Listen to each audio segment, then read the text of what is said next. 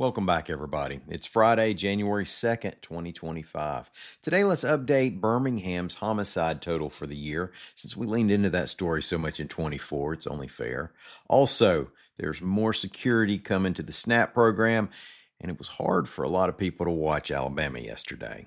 My name's Ike Morgan, and we're down in Alabama.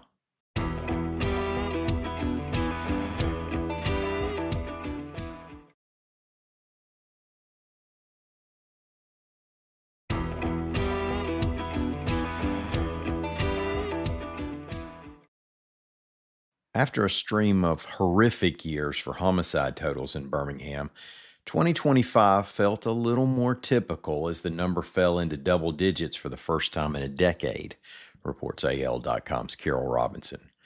Now, this is coming after the city broke its 1933 record with 152 homicides in 2024. In 2025, there were 88 that have been officially tallied. Now, you have to go back to 2014 to find another number that low. Still, it's not a number that would have been particularly low during this century's first couple of decades, and it's not a number that sounds particularly good either, said Birmingham Mayor Randall Woodfin, quote, "Let me be clear, this is not a victory lap.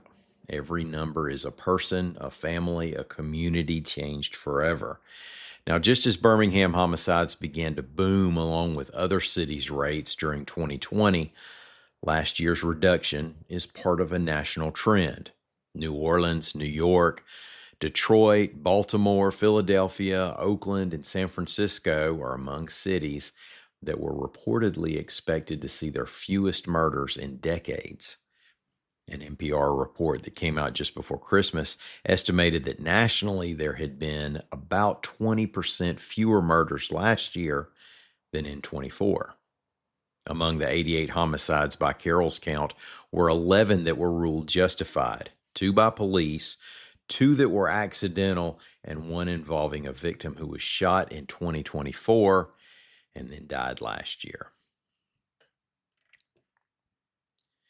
Users of the federal Supplemental Nutritional Assistance Program, that's formerly food stamps, will be using new chip-enabled EBT cards as government officials try to avoid some of the fraud that has plagued the program over the past few years, reports AL.com's Chaotic Crown.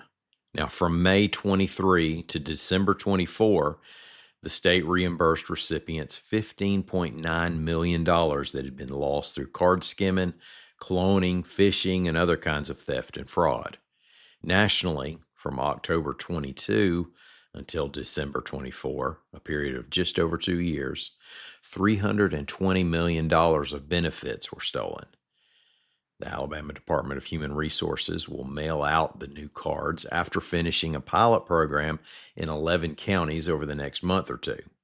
Some retailers still need to upgrade their point-of-sale systems to accept the chip cards. After Alabama's 38-3 loss to Indiana in the Rose Bowl quarterfinal of the college football playoffs, folks all over sports media were taking their shots at the Crimson Tide team that has slipped from its perennial spot in the top tier.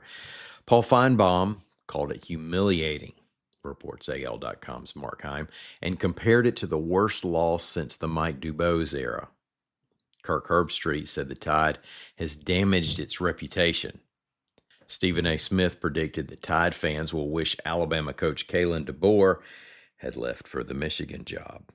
Danny Cannell said, by now, many of y'all don't care what Danny Cannell said. I don't know whether this is warm nostalgia or salt in the wounds of those who wore houndstooth to church last week, but for the record, people are still shining up new pedestals to put Nick Saban on. The aforementioned Herbstreit said on College Game Day before Thursday's game that the conference commissioners need to let Saban tell them how to fix the very confusing and unrecognizable landscape of college football. Of course, he said that with Saban sitting next to him. And Saban didn't tell him to hush. Quote, "I would really love to do it for the sake of the players and the coaches in college football."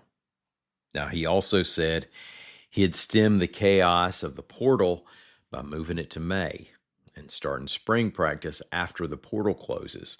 That way, the many personnel changes aren't happening while teams are still playing ball games.